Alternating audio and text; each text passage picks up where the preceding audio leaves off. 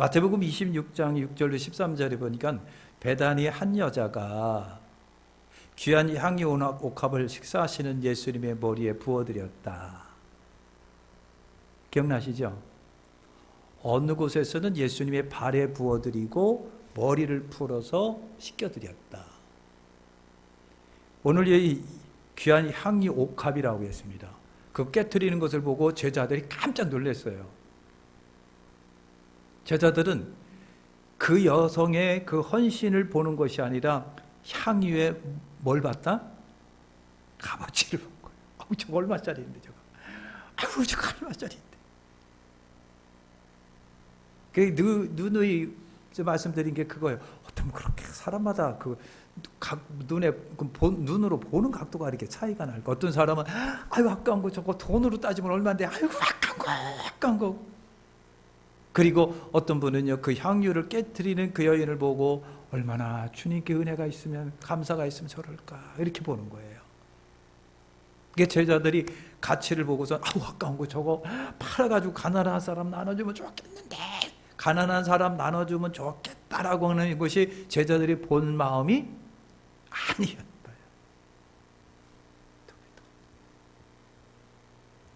그래서 이 여인이 옥합을 식사한 예수님의 머리에 부어드렸다. 굉장한 가치가 있는 거예요. 돈으로 계산해도 상당한 값어치가 나가는 거예요. 요한복음 12장에서는 이 여인을 나사로의 누이 마리아라고 표현하고 있습니다. 표현하고 있어요. 그러면서 주님이 뭐라고 말씀하셨냐면 주님이 말씀하시기를 복음이 전해지는 곳에서 이 여자가 행한 일이 말하여져 기억하리라. 이게 작은 말이 아니에요. 기독교 역사가 있는 동안에 성경이 있는 동안에 이 마리아라고 하는 이름은 지금도 우리 입에서 불려지고 있는 거예요. 얼마나 축복인지 몰라요. 이순신 장군을 세계 3대 명장이라고 하는 얘기가 있습니다. 몰랐죠? 우리나라 사람이 이순신 장군을 바라보는 눈보다는요 영국 해군 장군들이 보는 눈이 더 커요. 그 사람들은 놀래 자빠져요. 우리는 에이 이순신 장군 뭐 그렇지 뭐 그랬는데 여러분 해군 장교들이 보는 이순신 장군의 전략은 기가 막혔다는 얘기죠. 그러니까 영국 해군이 세계적으로 유명하잖아요. 그 영국 해군들이 보는 이순신 장군은 탑이에요. 역사에 그런 장군이 없는 거예요. 할렐루야. 그래서 제 이름을 오늘부터 배순신이라고 바꿀 거예요. 여러분도 다 순신으로 바꿔요. 시작. 배순신. 이순신 장군이 그래요. 대단한 분이에요. 대단한 분인 것을 우리가 알 수가 있습니다.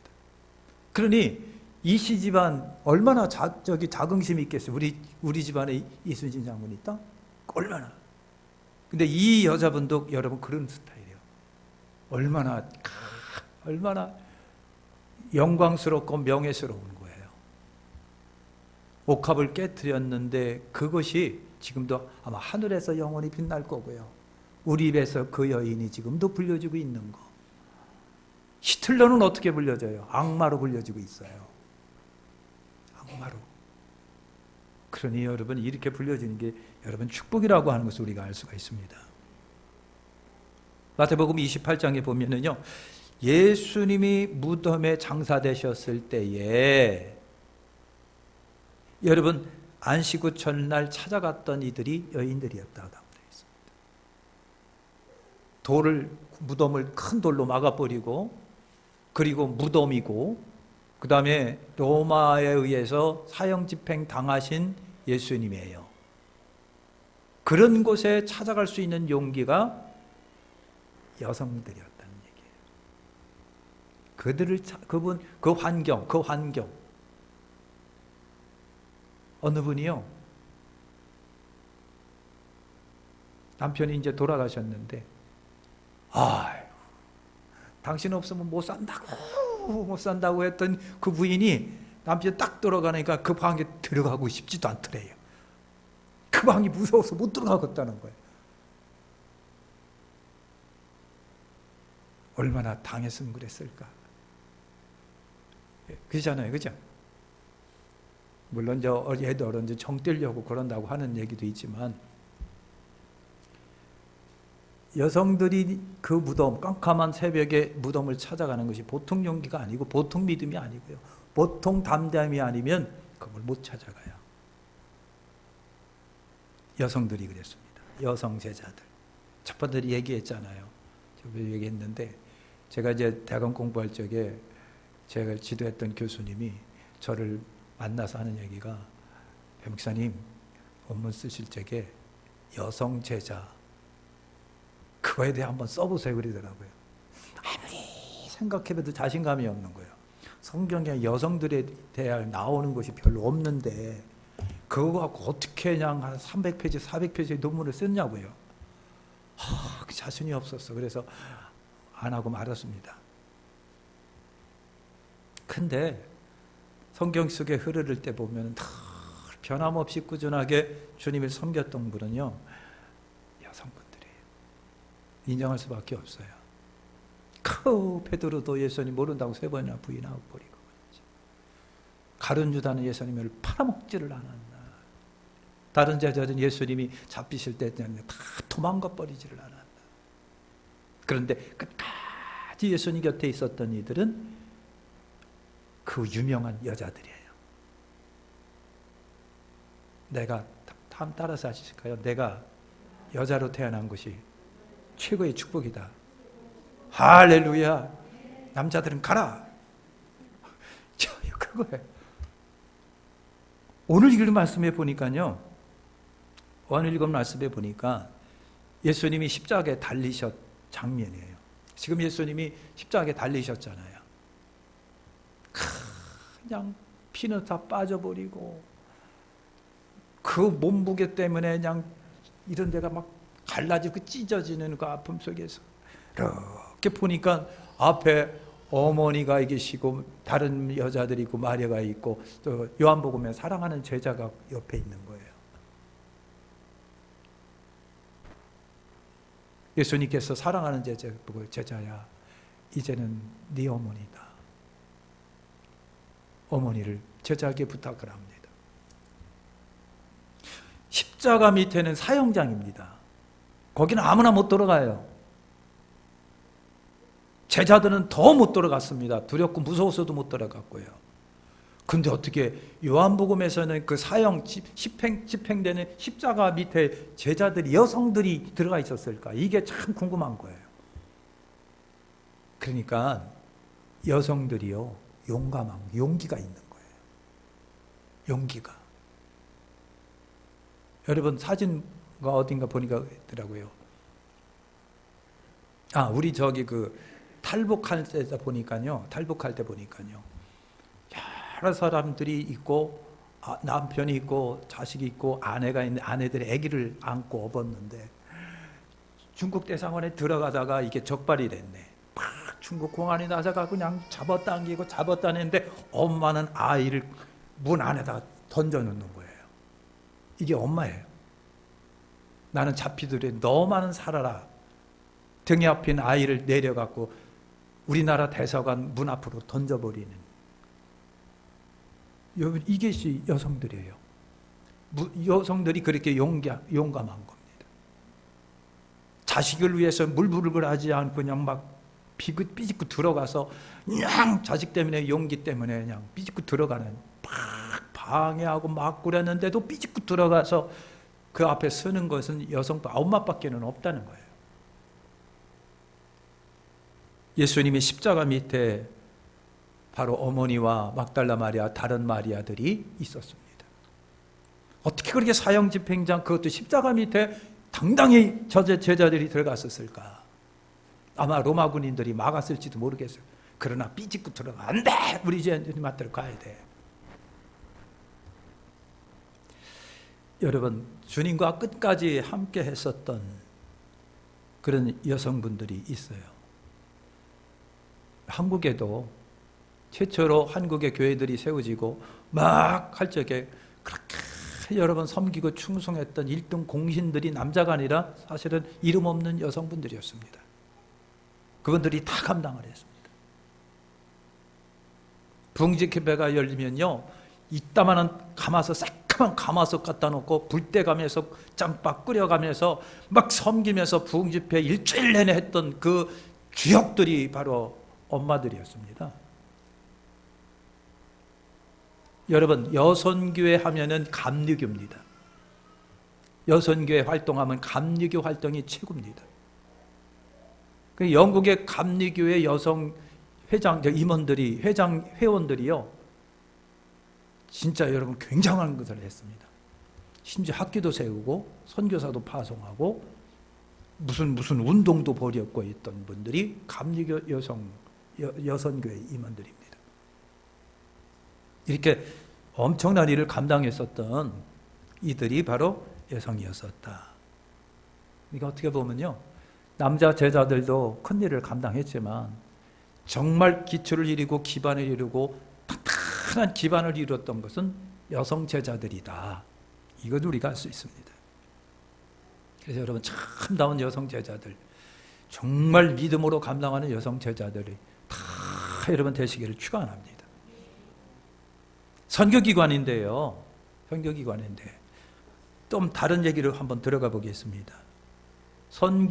교회에 있는 선교기관, 교회에 있는 선교기관은 흔히 자치기구랍니다. 자치기구예요. 교회에 속에 있고 교회 일원이 하지만은 선교기관은 자치기구입니다. 스스로 재정도 충당하고 계획도 세우고 꾸리면서 활동을 하는 선교기관은 남전도회나 여전도회나 자치기구입니다. 그래서 모든 기관 임원들에게 오늘 하고 싶었던 얘기인데, 그런데 다 도망가 버리고 이제 3여선교회가 2여선교만 이렇게 남았습니다. 자, 제가 드리고 싶은 말은요, 첫 번째가 뭐냐면요, 임원들, 특히 회장 같은 경우는 믿음과 리더십이 있어야 된다. 믿음과 리더십이 있어야 됩니다. 할렐루야. 그러니까 3여선교뿐만 아니라 2도, 1도, 남선교 1, 2도 다 마찬가지예요. 임원들, 특별히 회장은요, 믿음과 리더십이 있어야 된다. 그럼 여러분, 믿음은 어디서 나올까? 믿음은 어떻게 만들어질까라고 하는 거예요. 여러분, 믿음이라고 하는 것이 교회 나오지도 않고 설교 듣지도 않는데 믿음이 생겨질 리가 없겠지요. 그러니까 여러분, 믿음은요, 어디서 나올까, 어떻게 만들어지느냐 하면 설교 속에서 나오는 거예요. 계속 설교를 듣고 말씀 듣는 가운데 믿음이 생겨지는 거예요. 믿음이 생겨지는 거예요. 믿음은요, 성경 속에서 나옵니다. 성경을 자꾸만 연구하고 공부하고 읽다 보면은요, 믿음이 쑥쑥쑥 들어가요. 요즘도 그랬지만은요, 제가 신학생 때 학교 다닐 때 구약을 읽어보면 진짜 하나님이 내 곁에 계신 것처럼 착각이 들 때가 있었습니다. 거기에 나오는 모든 역사들이 다 하나님의 역사니까요. 성경 속에서 믿음이 나오게 돼 있어요. 그러니까 성경을 자꾸만 봐야 돼요. 읽고 듣고 묵상하고 봐야 돼요. 봐야 돼요. 드라마 볼 때는 기가 막히게 시간 찾아서 보면서 성경 읽으라고 하면 성경 읽다가 그냥 수면제 역할이나 하고 말이지, 그냥. 그러면 안 되지. 성경을 읽으시기를 바랍니다. 그 다음에 믿음은 어디서 나온다? 기도 속에서 나오는 거예요. 기도 속에. 기도를 하다 보면요, 기도하게 되면 내 심령이 어떻게 한다? 감화가 되는 거예요. 요즘에 여러분 그 몸짱 되려고 노력들 많이 하시죠? 그죠? 여성분들도 남성분들도요, 70대 할아버지가 그냥 알통 이렇게 나온다고 말할 알통 나온다 막 그러면서 얼마나 몸짱 되려고 노력을 하는지 몰라요. 여러분, 기도는요, 내 영을 강하게 하는 거가 기도예요. 그렇게 기도를 많이 하게 되면 내 심령이 강해지는 거예요. 믿음도 강한 믿음이 되는 거예요. 그렇게 믿음은 기도 속에서 나와요. 그러니까 기도 많이 하는 사람과 기도 안 하는 사람하고는 여러분 그냥 대번 차이가 나요. 그냥 분명한 차이가 납니다. 기도의 용사들이 되시길 바랍니다. 그 다음에 교제 속에서 나와요. 같은 교인들끼리 만나서 이 얘기도 하고 저 얘기도 하고 뭐 집안 얘기하면서 뭐 기도한 날 은혜 받았다는 얘기를 하면서. 독불 장군은요 교회 생활 잘 못하는 사람이에요. 절대로 교회 안에서 독불 장군 되면 안 돼요. 같이 만나서 교제 나누고 그러는 가운데 이 사람이 경험했던 거가 내 속에 들어오고 그것이 나의 간접적 경험도 되고 그래서 은혜 받고 그랬구나 하면서 믿음이 생겨지는 거예요. 그러니까 여러분 임원 마찬가지입니다. 회장 특별히 믿음과 리더십이 있어야 되는데 믿음은 이렇게 나오는 거예요. 이렇게 믿음이 어느 날 갑자기 생겨지는 것이 아니라 과정 속에서 설교 속에 성경 속에 기도 속에 교제 속에서 강한 믿음이 나오는 거예요. 그러니까요 이 교회 생활 진짜 감당 잘하는 사람이 특별히 믿음이 있는 거예요. 할렐루야. 믿음이 있습니다. 그 다음에 믿음과 뭐라고 그랬습니까? 리더십이라고 그랬잖아요. 리더십. 그러니까 여러분 유능한 리더십을 임원들 특별히 회장들은 가져야 돼요. 리더십을 가져야 돼요. 유능한 리더십 6가지 원칙이 있더라고요. 보니까 첫째가 뭐냐면요 성숙한 판단력을 가지고 의사결정을 한다. 회장들은요 순간순간 판단력을 가지고 여러분 의사결정을 딱 해주는데 그때 회장의 매력이 나오는 거예요. 그러니까 그냥 회장이 결정을 못 해갖고 그냥 이리 챙기고 저렇게 하고 이리 삐그러지고 그냥 막 하다 보면요 회장이 주도를 잘 해야 되는데 그걸 못하니까 그냥 막 배가 산으로 올라가지를 않나. 그냥 요즘엔 산으로 안 올라가. 찌개져 배가. 올라가면요 쌩쌩한 거 올라가면 내리면 되잖아. 근데 요즘엔 배가 갈라져. 그냥 뽀개져. 그냥 못 쓰게 된 거야. 그런데 회장이 말이죠 잘 들어보고 그렇군요 하고 판단한 다음에 이렇게 하겠습니다 하고 결정을 딱 내려줄 때 할렐루야. 여러분 이게 리더십이잖아요. 그게 리더십이에요. 아멘.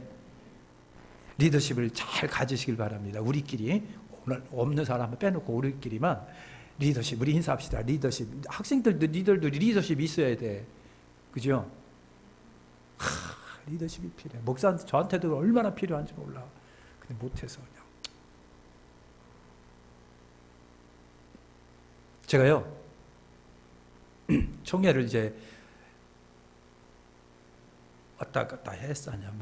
목사 고시위원도 해보고 막 가서 또 연합회 부회장도 해보고 막 그래 왔다 갔다 했는데 역시 리더십이 있는 목사님들이 역시 뭔가 낫긴 나.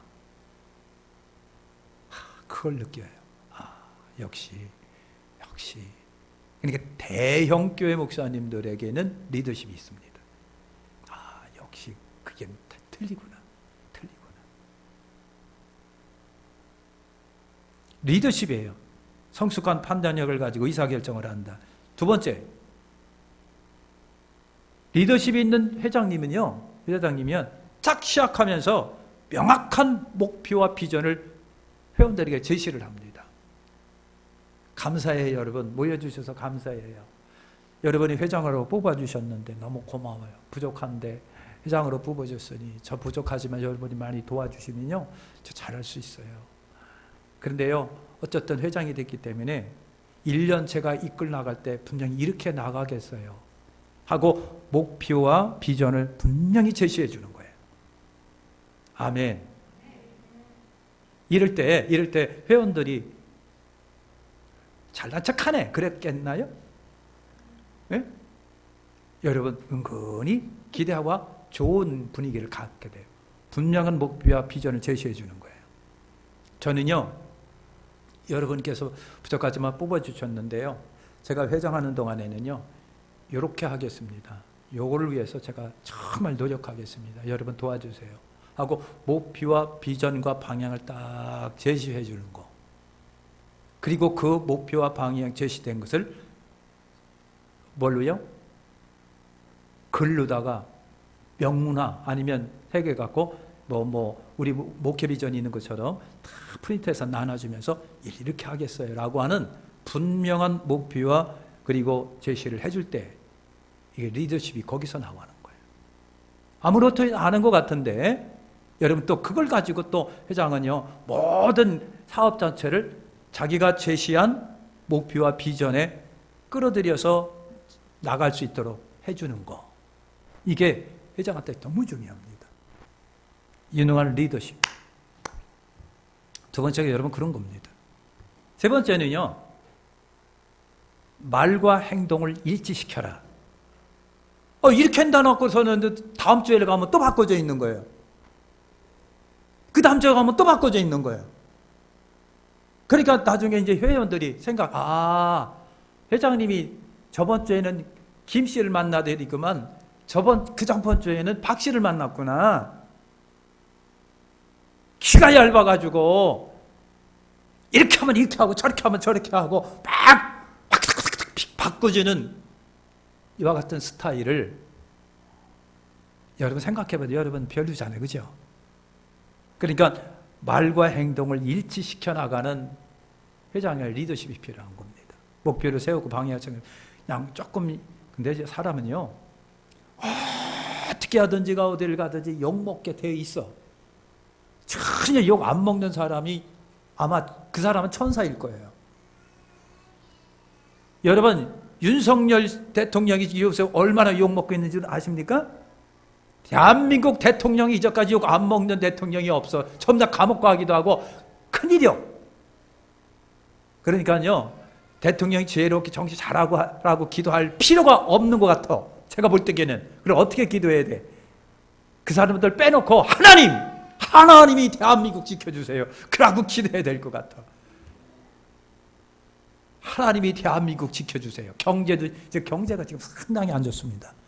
우리만 안 좋은 게 아니라 세계 자체가 지금 안 좋은 거예요. 아까도 제가 교회 들어오기 전에 TV 프로그램을 봤는데 그게 진짜인지 몰라도 러시아에 있는 기업주들, 러시아에 있는 사업하는 큰 사업을 하는 사업가들이 은근히 좋아한대요. 전쟁을. 왜냐하면 지금 사방팔방으로 러시아가 지금 유럽이라든가 이렇게 막히잖아요. 자국 생산, 자국 소비가 되어질 수밖에 없잖아요. 워낙 러시아가 시장이 크다 보니까 그게 가능하답니다. 우리는 어떻게 해요? 우리는요, 인구도 조그마하고 땅덩어리 조그마하니까 우리 자국에서 생산하고 우리끼리 먹고 마시고 끝낼 수 있는 환경이 아니에요. 우리는 천상 상품 만들어서 판매해야 돼요. 나가 수출해야 돼요. 이렇게 하면 안 되게 돼 있는 나라가 우리나라입니다. 근데 미국, 러시아 같은 중국이라든가 일본 같은 경우는 자국 소비가 가능하대요. 우리나라 안 된다는 거예요.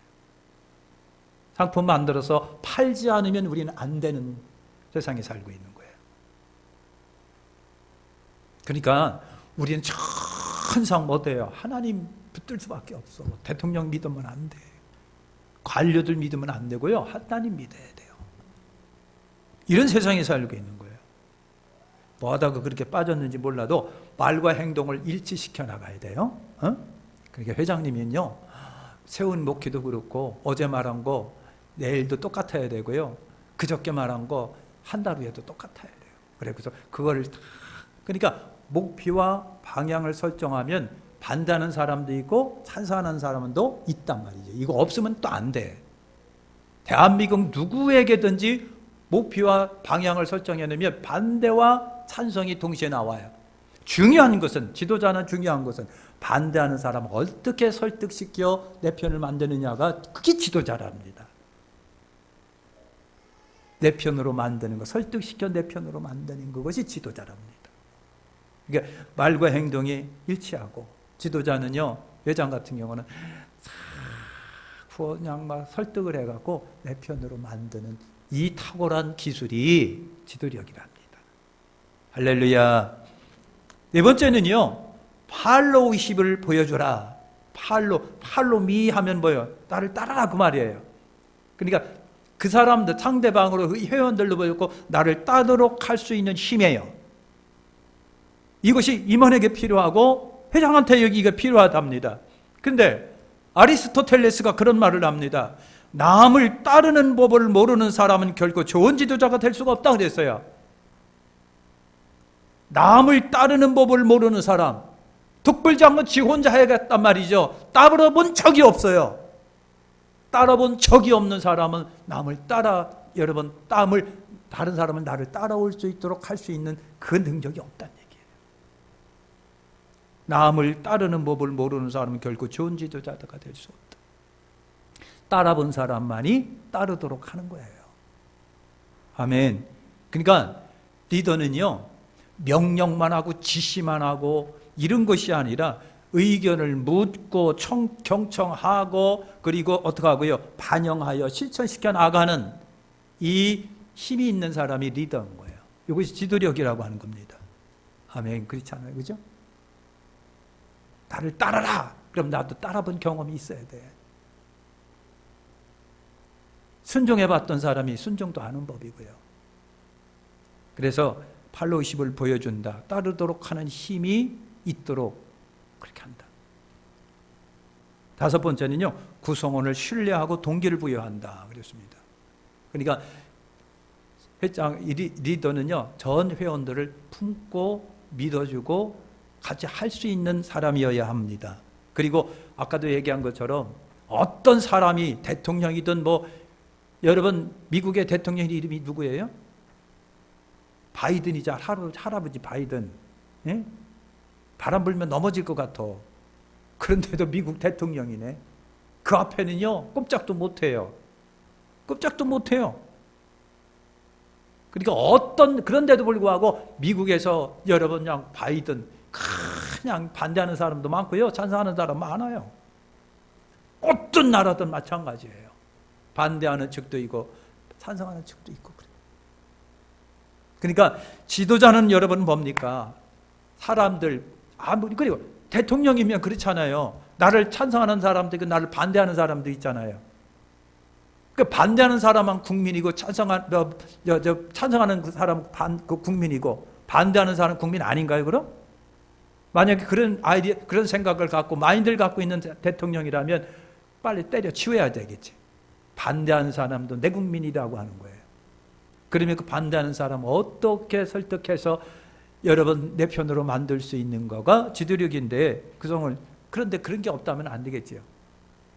그러니까 지도자는요, 구성원들을 신뢰하고 그리고 그들에게 동기를 부여해주는 거, 어떤 계기를 통해서 그들이 나를 믿게 하고 따르도록 해주는 어떤 그런 시작점이 있을 거란 말이죠. 그 동기를 잘 만들어주는 지도력이 회장한테 필요하다는 얘기예요. 아멘. 마지막 여섯 번째가 여러분 스스로 리더자는요, 스스로 자기를 늘 평가한답니다. 나이를 잘 저녁에도 평가해보고 시작할 때도 평가해보고 과정 평가해보고 끝날 때 평가해보고. 그래서 여러분 교회에서도 마찬가지고 회사도 마찬가지고 반드시 계획하고 실천시켜 나중에는 반드시 모여서 평가 대회를 합니다. 그리고 다 일일이 기록을 해서 그 자료로 남겨요. 평가 중요하다고 하는 겁니다. 아멘. 자, 검수봐, 이거 시간이 너무 많이 가는데 안 되겠네. 빨리 해야 되겠네. 자, 빨리 이제 5분 만에 끝낼게요. 두 번째, 여러분 이제 선교기관의 주 목적이 교회 정착과 그 다음에 신앙 증진이랍니다. 그래서 구역도 기관도 다 마찬가지인데 초신자, 믿음이 약한 자가 정착하기가 쉽지가 않죠. 그죠? 진짜 어려워요. 이들을 붙잡아주고 인도하고 설명해주고 좋은 인간관계를 맺을 수 있는 가장 좋은 기관이 선교기관이랍니다. 전체 교회가 담임 목사님이 하기가 힘들대요. 그러니까 가장 좋은 기관에서 그 역할을 하라고 하는 얘기입니다. 초신자는 적어도 3명의 친구가 있어야 된답니다.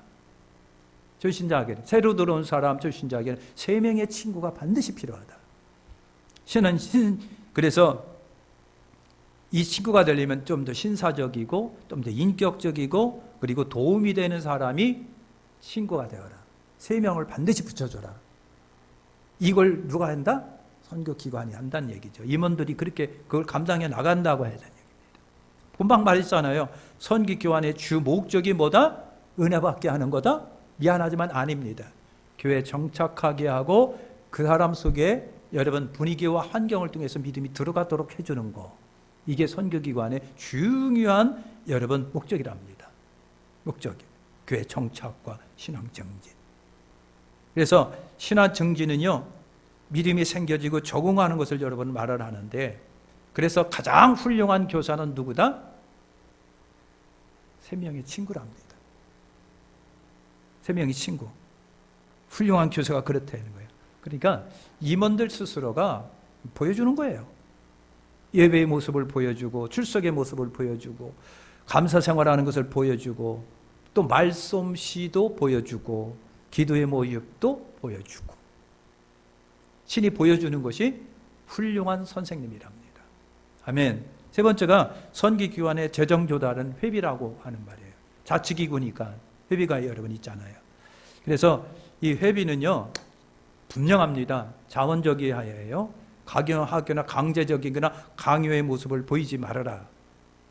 형편이 있기 때문에 부담되지 않도록 하라. 여러분 한 달 회비가 2,000원이라고 생각을 해보세요. 아무것도 아니죠. 그죠? 그런데 돈에 민감한 사람은 2,000원도 많은 거예요. 10,000원입니다. 에이 10,000원 정도 한 달에 10,000원이면 뭐 그냥 껌까지 뭐자 그것도 못 내면서 막 그러지 말라고 하는 얘기입니다. 10,000원 정도 껌값인 생각하지만은 여러분 내는 사람 측에서는 10,000원이 100,000원, 200,000원이 될 수 있다는 얘기가 돼요. 이거는요 뭐 차이다? 마음의 차이인 겁니다. 그래서 여러분 돈이라고 하는 것이 결부되게 되면 돈 때문에 깨지는 경우가 상당히 많기 때문에 특별히 회비 같은 거는요 신중해야 된다는 얘기죠. 투명성이 있어야 돼요. 분명한 수입 지출이 있어야 된다는 얘기입니다. 그리고 또 중요한 거 그 회비 쓰임이 문제입니다. 회비를 누구를 위해서 쓰느냐라고 하는 거예요. 누구를 위해서 써야 될까요? 따라서 합시다. 나를 위해 쓰자. 나쁜 것 같아도요 나를 위해 썼다라고 하는 것이 드러나게 되면 어떤 누구도 말 못하게 돼 있습니다. 근데 나를 위해서 쓴 거는 없는데 회비는 없어져요. 그럴 때 짜증이 내기 시작합니다. 이건 어쩔 수 없는 현상입니다. 이거는요 대한민국 어떤 사람, 미국 뭐 어떤 사람에게 다 물어봐도 돈에 관해서는 여러분 이런 거예요. 그래서 투명해야 된다. 그리고 나를 위해서 써라. 써지는 것을 보여질 때에 자신 있게 여러분 내는 겁니다. 자신 있게 내게 됐단 말이죠. 마지막 4번째는요. 봉사, 구제, 선김, 선교 자연스럽게 하자. 아무리 좋은 봉사도 강제가 들어가면 짜증이 나는 거고요. 그죠? 좋다고 굉장히 좋은데 그냥 강제적으로 하고 막 강권적으로 할 때는 짜증이 나게 돼 있습니다. 그리고 선교할 때에도 참 조심스러운 것이 뭐냐면요. 갑질하는 경우가 있어요. 그런 경우가 있어요. 서울에 있는 모 교회에서요. 여선교회가 선교를 해요. 그냥 선교기관에서 나오는 선교 헌금이 많으니까요. 그걸 또 쌓아들고 우리가 봉사하는 선교하는 시골교회를 찾아갔네. 그리고 찾아가서 이 선교기관들 하신 분들이요. 목사님 오세요. 뭐 해라요. 뭐 해다 뭐 하고 막 갑질을 하기 시작하는 거예요. 나중에 목사님이 그 담임 목사님한테 편지를 했어요.